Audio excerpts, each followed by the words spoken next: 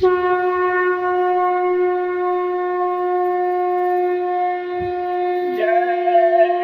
गुरुदेव। जय गुरुदेव। शराब मांस को दूर हटाओ, कोई बरकत वापस पाओ। सुख समृद्धि का आधार सदाचार और शाकाहार।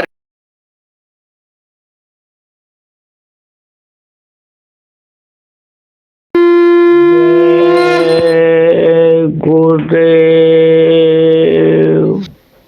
गहरा सागर यह संसारा, अगम अविद्या भंवर पारा।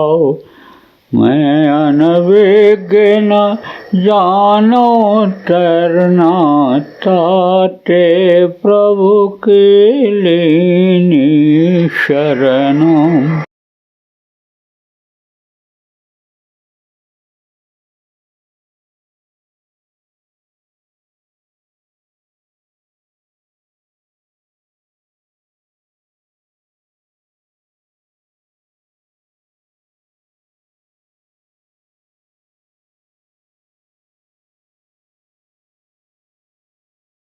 अब इस शरीर को जो चलाने वाली शक्ति है, जिसके निकल जाने के बाद बड़े बड़े डॉक्टर, पंडित, मुल्ला, पुजारी फेल हो जाते। कौन सी चीज़ निकल गई? बड़े बड़े लोग फेल, यही नहीं पता लगा पाया कोई आज तक संसार में कि कौन सी ऐसी चीज़ निकलती है। अब उसको अगर वो देख सकें तो छोटी सी छोटी चीज़ों को देखने के लिए उन्होंने माइक्रोस्कोप बना लिया, लेकिन वो इतनी छोटी है कि वो दुनिया के किसी भी मशीन से नहीं देखी जा सकती, किसी भी राडार में उसका फ़ोटो नहीं आ सकता है। तो वो निकलती है, वो जीवात्मा जो है वो निकल जाती है, और निकाल करके ये किसमें बंद करते हैं? पिशाच के शरीर में, पिशाच के शरीर में बंद करके, और दुर्गम रास्ते से ले जाते हैं। कहाँ ले जाते हैं? यमराज के सामने। यमराज फैसला करता है अच्छे और बुरे का। अब आप तो ये कहते हो कि आंख बचा करके गलत काम कर लो, क्या कहीं कोई देख रहा है? लेकिन जिसको आप नहीं देख रहे हो वो आपके सारे कारनामों को देख रहा है। कहा गया दोनों कंधों पर दो दूत बैठा दिए जाते हैं, एक अच्छा लिखता है, एक बुरा, और जब समय पूरा हो जाता है तो अपना कागज़ फाइल पेश कर देते हैं।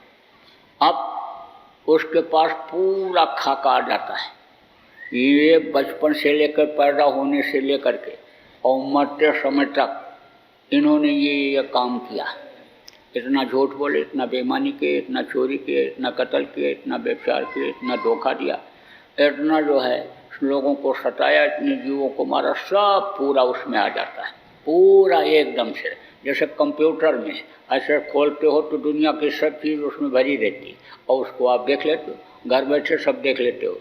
ऐसे उसके कंप्यूटर में ये चीज़ वहाँ पर पहुँच जाती है। तो देखो, मनसा, वाचा और कर्मणा, ये तीन कर्म बताए गए।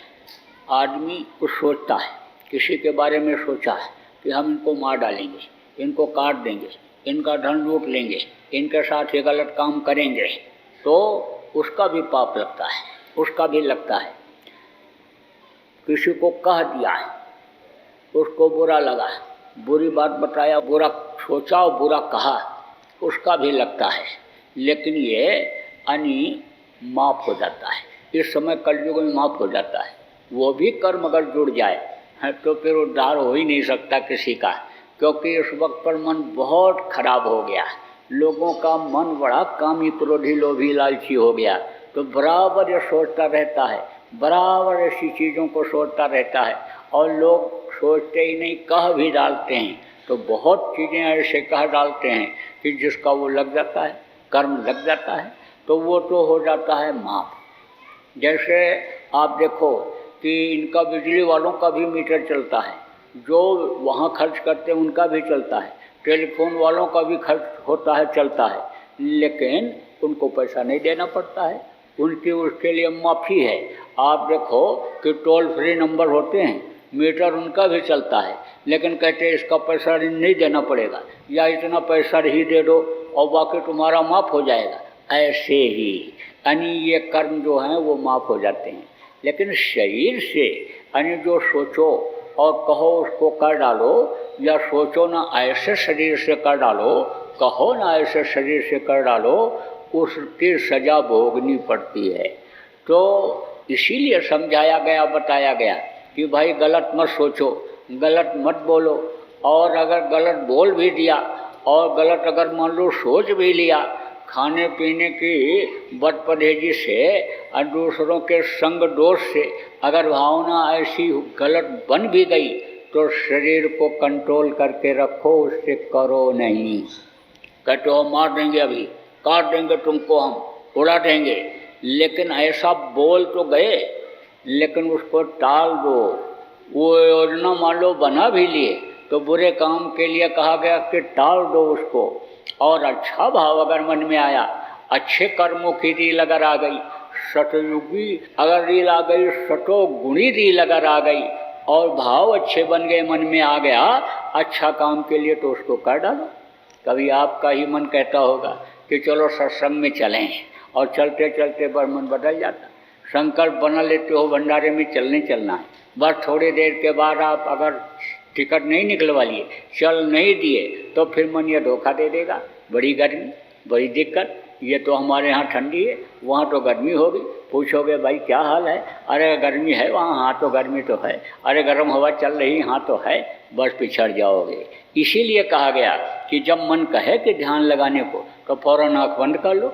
उस समय अगर अच्छे सत्कर्म रहेंगे, सतोगुणी रील रहेगी, तो आपका भजन बनने लगेगा, मन उसमें लग जाएगा। अगर उस समय आलस्य किया, अच्छे काम में आलस्य किया, तो वो समय निकल जाएगा, और समय निकल जाएगा तो फिर वापस यानी नहीं आएगा। तो आप इस बात को समझो कि कर्म की सज़ा वो बोल देता है। अगर चूक जाओगे, मनुष्य शरीर पाने का लक्ष्य आप नहीं समझ पाओगे, नहीं पूरा कर पाओगे, तो फिर वो यमराज सज़ा बोल देगा, ले जाओ इनको, डाल दो नरकों में। हम नरक में डाल दिए गए, काटे गए, सड़ाए गए, गलाए गए, तपाए गए, बड़ी तकलीफ नरकों में। सिर नीचे और पैर ऊपर करके बांध देते हैं और फिर मारते हैं, 100 कोस तक चिल्लाने की आवाज़ जाती है, कोई बचाने वाला नहीं मिलता है वहाँ पर। यहाँ तो गुहार लगाओगे, आवाज़ लगाओगे, 10 आदमी दौड़ पड़ेंगे मदद के लिए, लेकिन वहाँ फिर कोई सुनने वाला नहीं होता है। क्यों? इसलिए कि वो सज़ा पाने की ही जगह होती है, सज़ा देने के लिए ही वहाँ भेजा जाता है। इसलिए वहाँ बहुत तकलीफ नरकों में, टट्टी का नर्क अलग, पेशाब का अलग, मवाद का अलग, कांटों का अलग, मुर्दों का अलग, तांबे के घड़ों के अलग, गड्ढे इतने गहरे के डाल देते हैं, उसी अंधकार में पड़े रहो, निकलने का कहीं कोई नाम है? कूप में ऐसे बड़े बड़े कुएँ, ऐसे बड़े बड़े गड्ढे, ऐसे बड़े उसमें डाल देते हैं, पड़े रहो उसी में। वो उसी में काटते हैं, उसी में मारते हैं, उसी में नोचते हैं। आँख में जैसे कुत्ते के पट्टी बांधो और कुत्ते को ऐसे मार लगाओ तो भगेगा, जान बचाने के लिए तो भगेगा, लेकिन देख नहीं पाएगा तो टकरा जाएगा, गड्ढे में पैर पड़ जाएगा, गिर जाएगा, उसी में उसका हाथ पैर टूटेगा, उसी में दांत नाक टूटेगा। आदमी के आँख में पट्टी बांध करके मारा जाए तो भगेगा तो टकराएगा, गिरेगा, जान बचाने के लिए, मार से बचने के लिए तो भगेगा। ऐसे ही आँखें फोड़ फोड़ करके और फिर दौड़ाते हैं, मारते हैं। बड़ी सज़ा नरकों की सज़ा को अगर आप देखोगे तो द्रवित हो जाओगे, रोने चिल्लाने लगोगे। और नरकों की सज़ा कि फिर जल्दी माफ़ी नहीं होती है, फिर तो कोई संत की ही दया हो जाए तभी ऐसा हो सकता है। और संत की दया ऐसे नहीं कि संत ने देख लिया और संत ने छू लिया और तभी ऐसा हो जाए। वहाँ का तो संतों से भी अनिल ले लेने का, कर्मों का कटवाने के लिए विधान है। नर्क की तरफ ऐसे जा रहे, संतों का आना जाना बराबर रहता है, नर्क में चले जाएं, स्वर्ग में चले जाएं, ब्रह्मपार ब्रह्मलोक में चले जाएं, कहीं भी चले जाएं, शरीर से नहीं जीवात्मा से, तो वो उधर से जा रहे। उधर से जा रहे थे कौन, यानी राजा जनक। मार पड़ रही थी नरकों में, बड़ी मार पड़ रही थी, बड़ी। तो चिल्ला रहे थे जीव, तो देख करके दया आ गई, दया आ गई। संतों को ही दया आती है, संत दयाल ही होते हैं। अवतारिक शक्तियाँ अलग होती हैं, और ऋषि मुनि अलग होते हैं, और संत अलग होते हैं। अवतारिक शक्तियाँ दोनों काम करती हैं, काल की और दयाल की।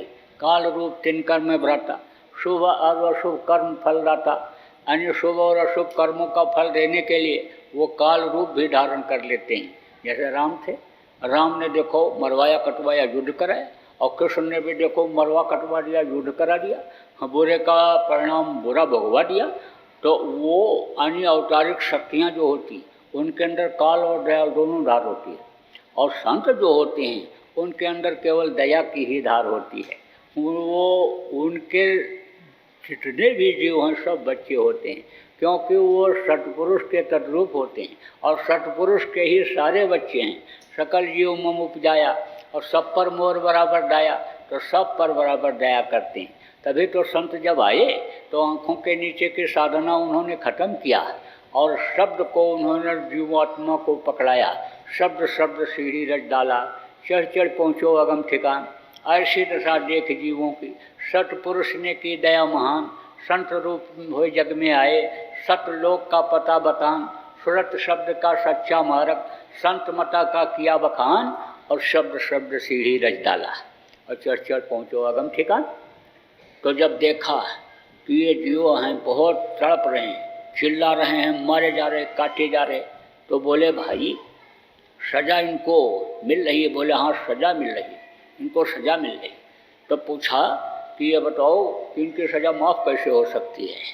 बोले कोई संत जब अपने में से कुछ शक्ति इनको देगा, उससे इनके कर्म जलेंगे, कर्म इनके कट जाएंगे। वो अगर दया करके अपने में से कर्मों को दे देंगे तो इनको छुटकारा मिल सकता है। तो 2.5 घड़ी की साधना, 2.5 घड़ी की साधना उन्होंने उस समय पर उन जीवों के लिए दिया, और तब उनको नरकों से फिर 84 में भेजा गया, 84 में इधर भेजा गया। तो अब आप ये समझो कि बड़ी तकलीफ नरकों, और वहाँ से जब छुटकारा मिलता है तब 84 में भेजे जाते हैं। 84 किसको कहते हैं? 84 लक्ष योनियाँ। ये कीड़े मकोड़े पक्षी पशु तरह तरह के जो हैं जानवर, ये 84 लक्ष योनियों में आते हैं। कीड़ा मकोड़ा तरह तरह के कीड़े हैं, तरह तरह की पक्षियाँ हैं, देखो जगह जगह पर। यही सब 84 लक्ष योनियाँ हैं। कुत्ता बिल्ली शेर, और ये आपके अन्य समझ लो सांप गोजर बिच्छू भैंसा बकरा, और ये घोड़ा गधा, ये सब 84 लक्ष योनियों में आते हैं। इनमें भोगना पड़ता है, जाना पड़ता है। उसके बाद गाय और बैल की योनि मिलती है, और फिर यानी 9 महीने माँ के पेट में लटकने के बाद तभी मनुष्य शरीर मिलता है। तो 84 लक्ष योनियों में भेज दिए जाते हैं। किस लिए? सजा भोगने के लिए। यही जीवात्मा जो हमारे आपके अंदर है, वही सांप में गोजर में बिच्छू में उसमें भी है। अब आप देखो यहाँ आप इतने आदमी बैठे हो, और एक सांप अगर इधर से आता हुआ दिखाई पड़े तो उठ के भगोगे। क्यों भगोगे? डर जाओगे, काट लेगा, मर जाएंगे। लेकिन जिसके अंदर जहर भरा हुआ है सांप, वो आदमी से डरता है। आदमी अगर दिखाई पड़ जाए सामने तो रास्ता बदल देता है अपनी जान बचाने के लिए, कि आदमी हमको मार डालेगा।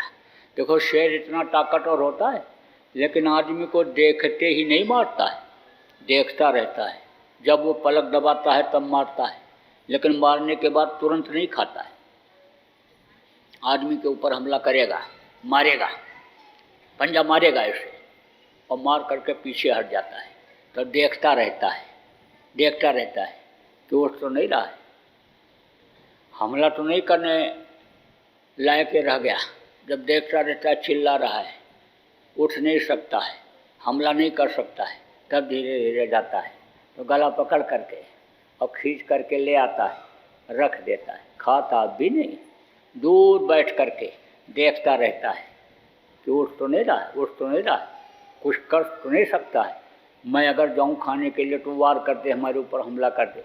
जब देख लेता है बिल्कुल ढेर हो गया, अब कुछ नहीं रह गया, हिलडुल भी नहीं रहा है, चिल्ला भी नहीं रहा है, एकदम बिल्कुल शरीर मिट्टी हो गया, तब जाता है तब खाता है। तो अब कहने का मतलब ये है कि शेर, चीता और सांप गोजर के बिच्छू के शरीर में डाल दिए जाओ और उसी में जान बचाते फिरो, इधर उधर भटकते फिरो, तो बहुत समय तक यानी इसमें भी रहना पड़ता है। और उसके बाद 9 महीने तो माँ के पेट में उल्टे लटकना ही पड़ता है। उल्टा जीव रहा लटकाना और दादू पक्षी के समाना। जैसे दादू पक्षी पेड़ों पर उल्टा टंग जाता है, ऐसे ही जीव माँ के पेट में रहता है। माँ के पेट की आग बराबर तपाती रहती है, 9 महीना तपाती है। 9 महीना से पहले कोई बच्चा माँ के पेट में पल करके स्वस्थ निकलता है? कोई नहीं, कोई निकाल भी नहीं सकता बना करके। कितना भी बढ़िया बिल्डर हो तो मकान तो आपका बना देगा, 2 साल में बनने वाले मकान को 1 साल 1.5 साल में बना देगा।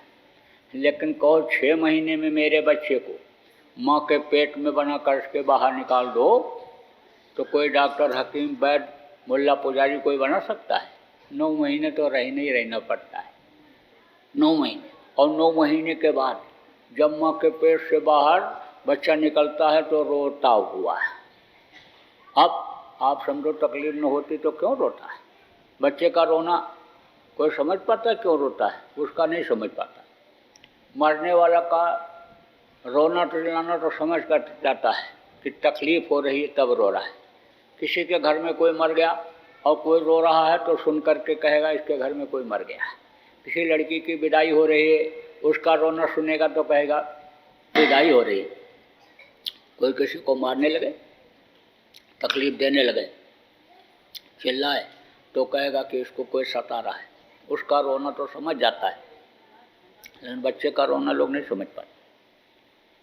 तो क्या गलती कर बैठते हैं कि लड़के को चुप करने के लिए डॉक्टर के पास ले चलो, कोई तकलीफ है तब रो रहा है।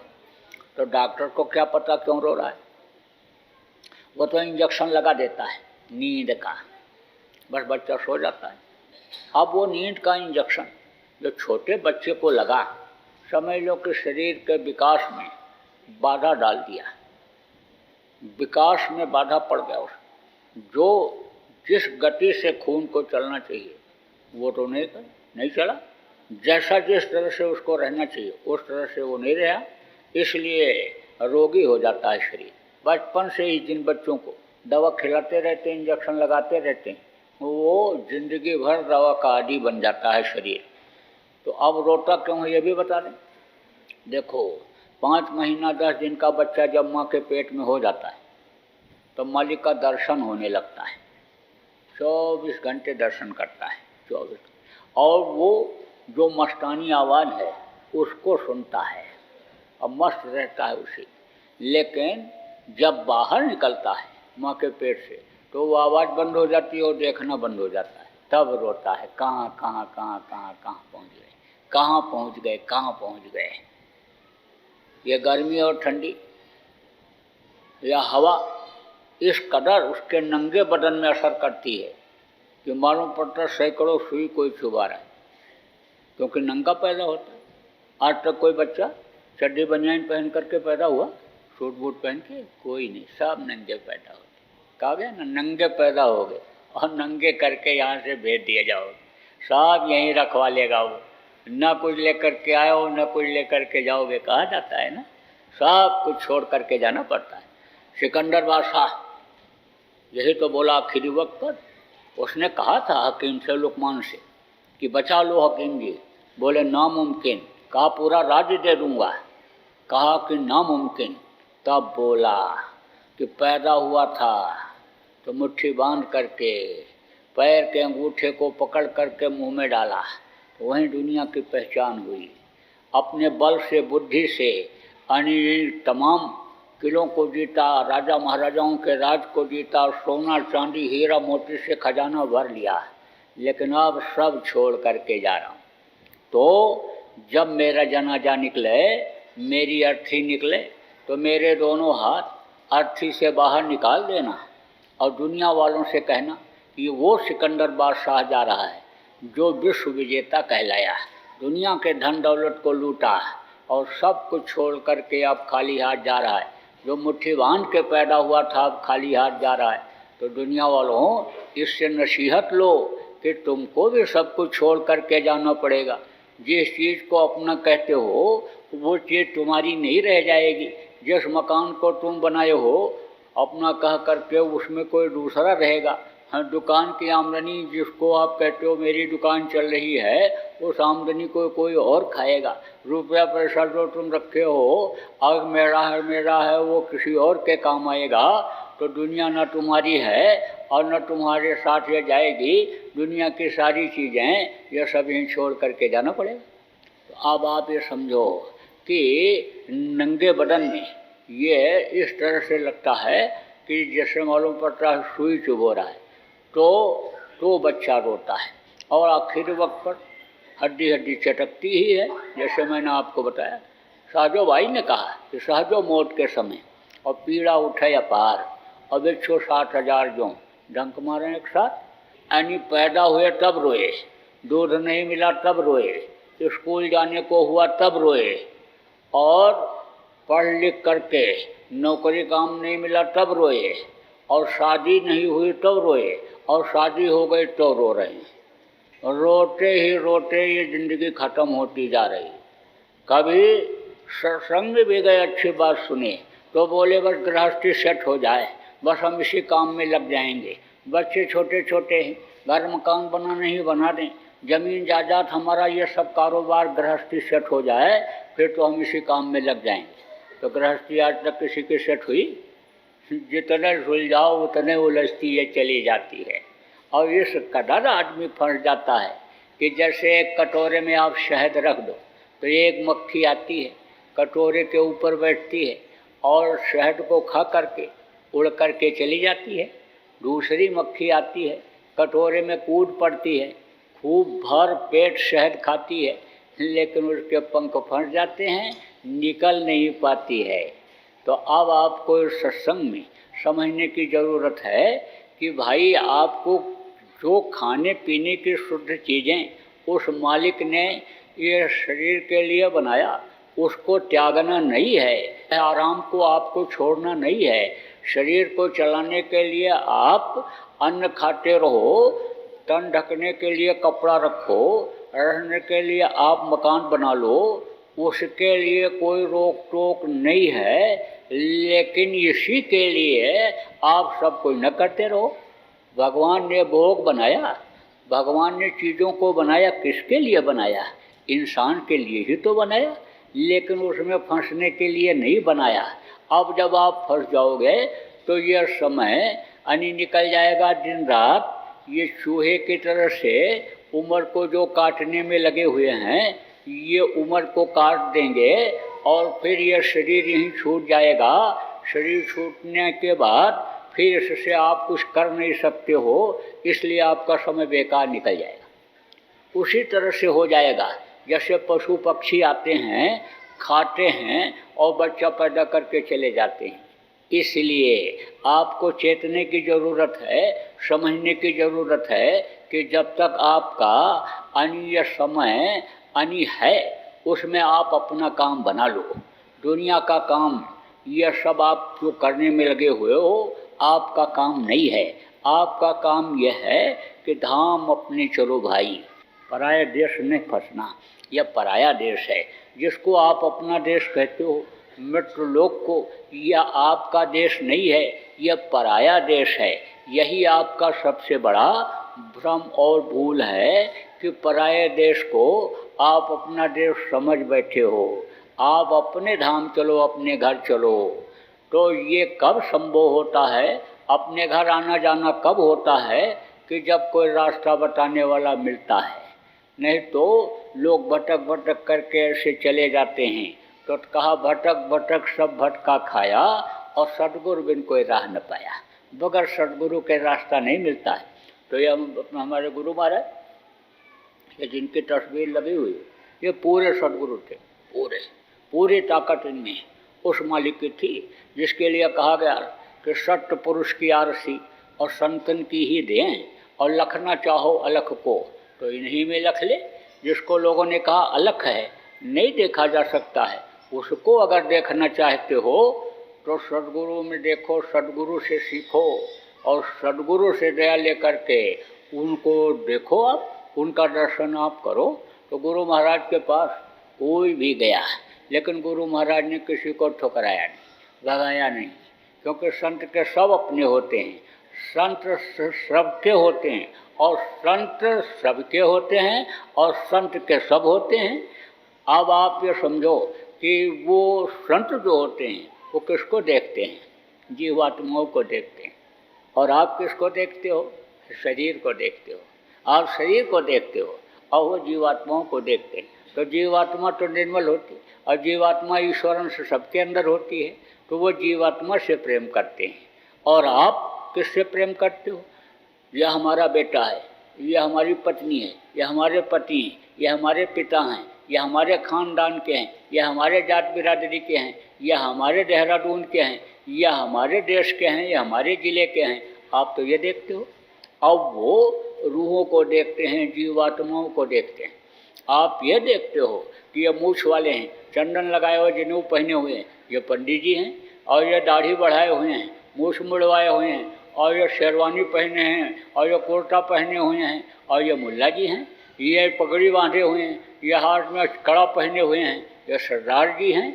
आप तो इसको देखते हो और संत सब के अंदर एक जैसी जो जीवात्मा है उसको देखते हैं।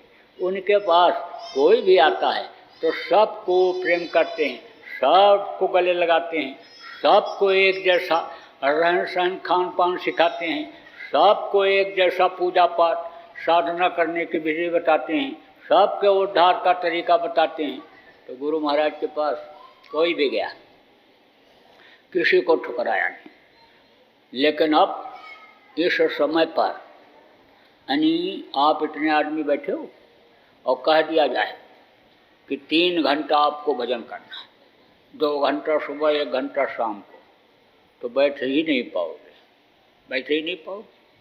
और बैठोगे भी तो मन लगा रहेगा, कहीं दुकान में, कहीं दफ्तर में, कहीं मुकदमेबाजी में, कहीं जो है बच्चे को भेजना है, स्कूल से लाना है, पराठा बनाना है, ये करना है, वो करना है, तमाम समस्याएं, और रोटी रोजी, न्याय सुरक्षा की तमाम समस्याएं इस वक्त पर लोगों के सामने जो हैं वो यानी मन रुकने नहीं देंगी, वो करने नहीं देंगी। तो यह भी यानी ज़रूरी है कि भाई रोटी रोजी की समस्या लोगों की हल हो। बीमारियां देखो साथ नहीं छोड़ रही। इतने आदमी आप बैठे हो, अभी आपका ब्लड अगर टेस्ट कराया जाए तो कुछ न कुछ रोग सबके शरीर में मिलेगा, सबके शरीर में। आप चाहे अशुद्ध चीज़ों के खाने से, चाहे बद परहेजी से और रक्त दूषित हो गया, लेकिन कुछ न कुछ दोष सबके अंदर मिलेगा। आपसे कहा जाए भाई कोई ऐसे आदमी हो कि जो कभी बीमार न पड़े हो, हाँ, तो कहोगे कि भाई बीमार तो हम पड़े, तकलीफ़ तो हमको हुई। आप तो इतने लोग बैठे हो, कुछ लोगों को छोड़ करके बाकी सभी लोगों से अगर पूछा जाए तो यही बताओगे कि बीमारी बनी रहती है, कोई न कोई परिवार का आदमी तकलीफ़ में रहता है, तो वो भी दूर करना ज़रूरी होता है। गुरु महाराज ने वो भी दूर कराया, वो लोगों को बताया, समझाया। आप इतने आदमी बैठे हो, अभी कहा जाए कि कोई एक आदमी इसमें ऐसे खड़े हो जाओ, वीर बहादुर, कि जिसके घर में झगड़ा न हुआ हो, जिसके घर में भाई भाई में मनमुटाव न हुआ हो, जिसके घर में सास बहू लड़ी न हो, तो कोई भी वीर एक आदमी आप नहीं बन सकते हो इसमें कि हमारे घर में ऐसा नहीं हुआ है। तो सबके घर में लड़ाई झगड़ा कुछ कुछ सबके घर में हो रहा है। अब उसका कारण यही है कि सीख नहीं पाए, खान पान रहन सहन सही नहीं मिल पाया, जानकारी उसकी नहीं हो पाई, इसलिए ऐसी चीज़ है। कहते हैं कि 2 बेटा मेरे हैं, एक बेटे का दिमाग बहुत तेज है, ये बहुत अच्छा लड़का है, और कहते दूसरा यानी मंद बुद्धि का है, बहुत मेहनत करता है लेकिन पास ही नहीं हो पाता है, कितनी बार कंपटीशन में बैठता है और एक बार भी नहीं आता है, ये लोग कहते हैं। अब उसका कारण क्या है? कारण क्या है? इतनी गहराई में, यानी कोई जाता ही नहीं कि कारण क्या है उसका। देखो, एक ही माँ बाप के तो दोनों बच्चे हैं, रस भी दोनों का एक जैसा है और एक जैसे ही पले हैं पेट में, लेकिन पलने में ही यानी फर्क हो गया। माँ के पेट में बच्चे पलते हैं तो किसी की आँख छोटी हो जाती, किसी कान छोटा हो जाता, किसी पैर छोटा हो जाता, लूले लंगड़े पैदा हो जाते हैं, बुद्धिहीन पैदा होता, बुद्धिमान पैदा होता है। तो उसका क्या कारण है? कारण यही है कि खान पान माँ का गड़बड़ हो जाता है, विचार भावना गड़बड़ हो जाती है, इसलिए ऐसा होता है। इसीलिए माताएं समझाती रहती, जब पेट में बच्चा बहुओं के आ जाता है कि देख अब ये गर्म चीज़ मत खाना, अब ये देख बच्चे के लिए नुकसान। उनको मालूम होता है पढ़ी लिखी कुछ नहीं, लेकिन गृहस्थी का बड़ा अनुभव होता है उनको। आप देखो, कोई MBBS लड़की है, दूसरे के पेट से बच्चे को अन्य तो ऑपरेशन करके निकाल देगी डॉक्टर लड़की, लेकिन उसके पेट में से जब बच्चा निकलने का समय आएगा तो अपना ऑपरेशन करके नहीं निकाल सकती। लेकिन जो अनपढ़ सास होती है, बड़े आराम से बगैर ऑपरेशन के बच्चे को इधर उधर से दबा करके तरीका मालूम होता है, सब करके बाहर निकाल देती है आराम से। तो अनपढ़ ही सास तो नहीं, लेकिन गृहस्थी का बड़ा अनुभव होता है। इसीलिए बुजुर्ग लोग देखते हैं कि घर में कोई बुजुर्ग औरत है कि नहीं है जहाँ हम लड़की की शादी करने के लिए जा रहे हैं, जो हमारे लड़की के मुसीबत के समय यानी तकलीफ़ के समय पर काम आवे। तो सबसे बड़ी मुसीबत तो बच्चे पैदा करने का समय होता है, वही मुसीबत का समय होता है।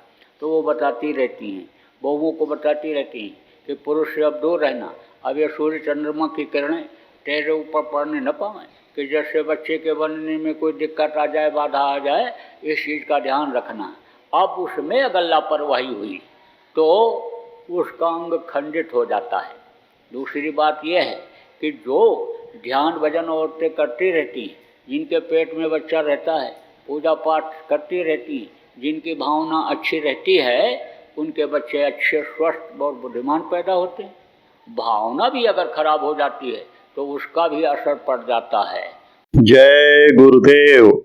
बाबा उमाकांत जी महाराज अपने ही प्रेमियों के सहयोग से संस्था द्वारा जनहित का कार्य करते हैं। किसी भी व्यक्ति, संस्था व सरकार से कोई भी चंदा, चुटकी व अनुदान नहीं लेते और किसी भी तरह का व्यापार भी नहीं करते।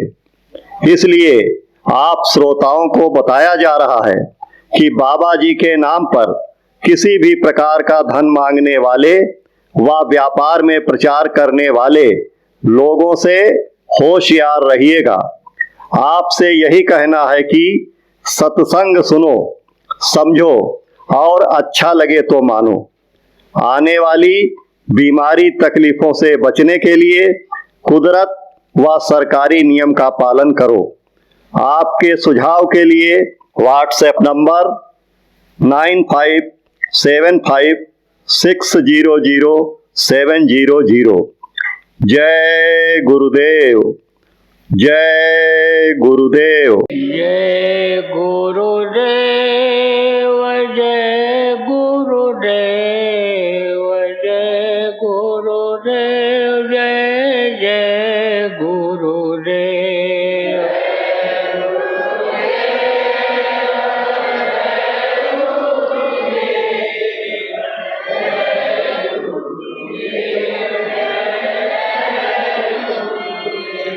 जय गुरुदेव, जय गुरुदेव, जय गुरुदेव, जय जय गुरुदेव।